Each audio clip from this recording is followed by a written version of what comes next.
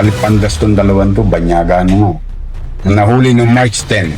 Every ninyo, hindi scam yung mga tao. Niloloko nito yung batas natin. Niloloko nito kababayan natin. Nakuha pang manloko ng kababayan natin Pilipino. You have no place here in Manila. Trying to fool our people. Laki-laki mong damulag. Hindi ko magbanat ng buto.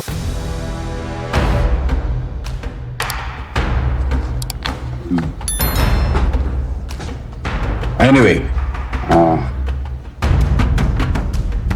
ito, mas malungkot. Malungkot kasi kalipandas tong dalawang to, banyaga ano.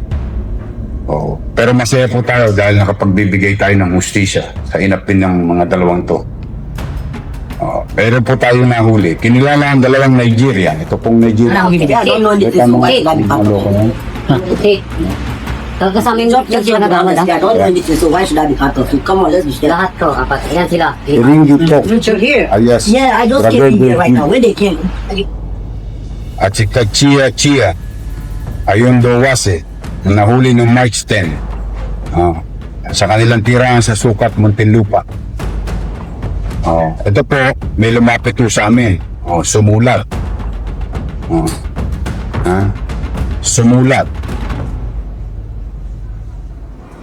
Siya po tinulongges itong dalawang ito. Every ninyo, hindi scam yung mga tao. Ang masakit po dito, niloloko nito yung batas natin. Niloloko nito kababayan natin. Banyaga na nga. Hindi pa natuwa na sila'y pinangangalagaan dito sa ating bansa. Nakuha pang manloko ng kababayan natin Pilipino. Why are you ashamed? Because I'm woman. Because I'm woman. No part of it, but you have drugs. No, I don't do drugs. I was only at the You explain it to the court.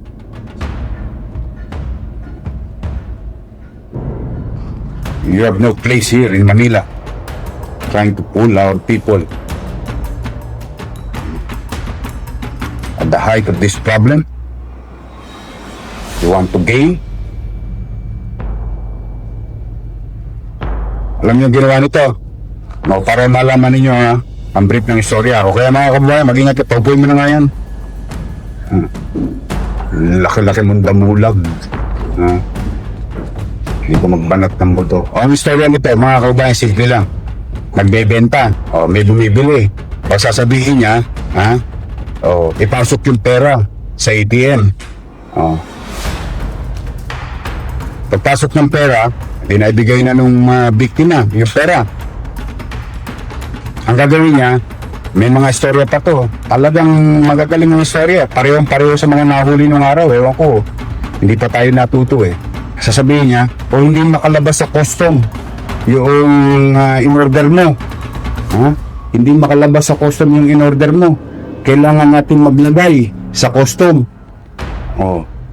Adi maglalagay na naman ng pera yung biktima doon sa ATM o sa account ng mga banyagang ito. Hanggang sa bandang huli, lumalabas doon sa biktima. Ubus na dugo. Kakapigan ng mga to. Kaya po mga kababayan, mag-ingat po kayo.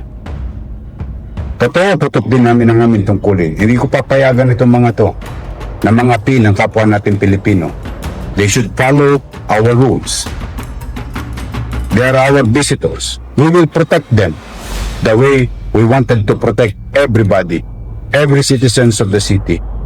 But more so, I will not tolerate these foreigners who's trying to fool our fellow Filipinos or Manileños for that matter. They should be grateful enough na handa tayong iyayakap natin sila dito sa lungsod ng Maynila.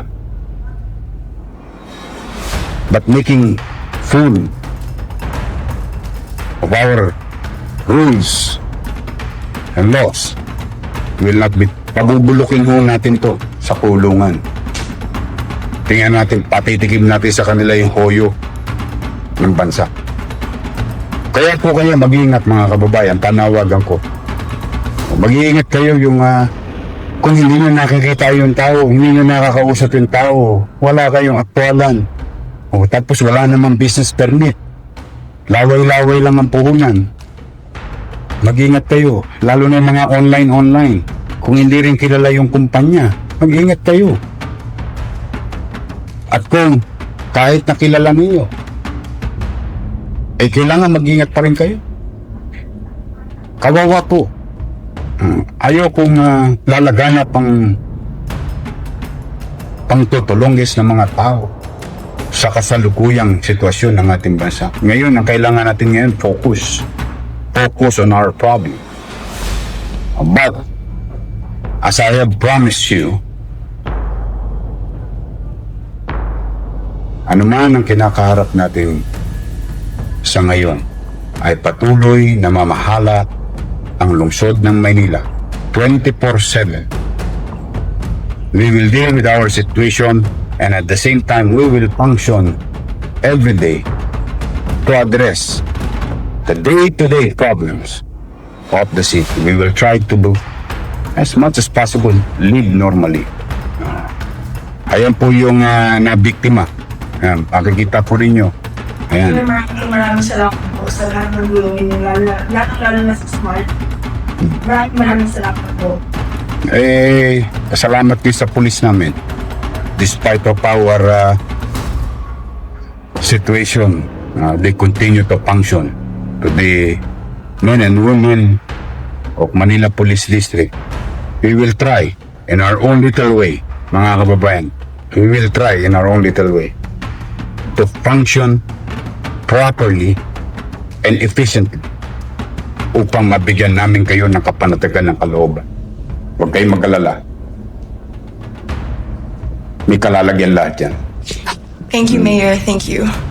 Kalipandas tong dalawan ko, banyaga nyo na. Nahuli ng March 10.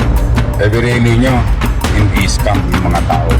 Niloloko nito yung batas natin. Niloloko nito kababayan natin. Nakuha pa manloko ng kababayan natin Pilipino. You have no place here in Manila. Trying to fool our people. Laki-laki mong damulag. Hindi ko magbanat ng boto.